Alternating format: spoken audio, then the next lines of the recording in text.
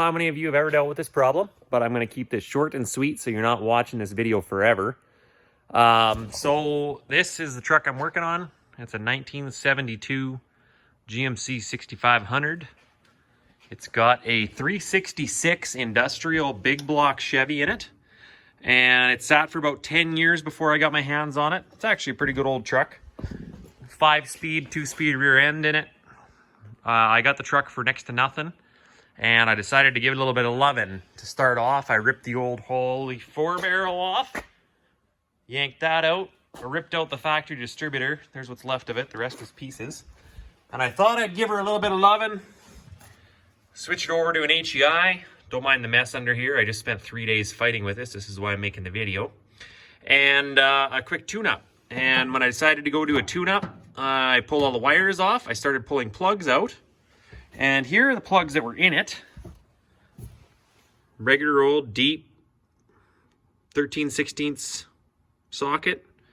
And 6 of them came out great. One of them was very tight, and unfortunately one of them snapped clean off inside the block. So that was this one. There's what came out. Now you can see these are extremely rusty. They've been in there for a long time. The washer actually stayed inside the block as well.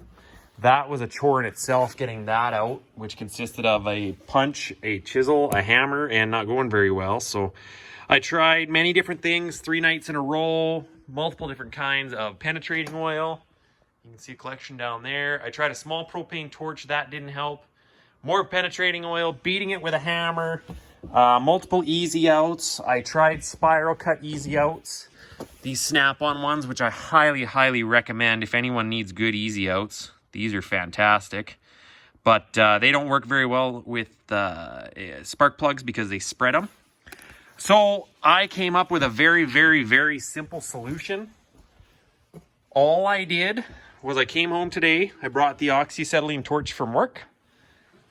I heated up. Well, you can see the plug's out now. I didn't take a video taking it out. All I did was heat up, basically stuck the nozzle close enough to that hole that I got everything to the point that I couldn't touch it with heat. Pounded an easy out in there. And I mean, I drove that son of a bitch in there. It was probably up to there in there. This is the third one, by the way. I buggered up 2 of these trying to take it out. And then, trying to think of a way to freeze it. Now, I'm going to get a lot of flack for this. This is half of a do-it-yourself air conditioning kit that I had kicking around.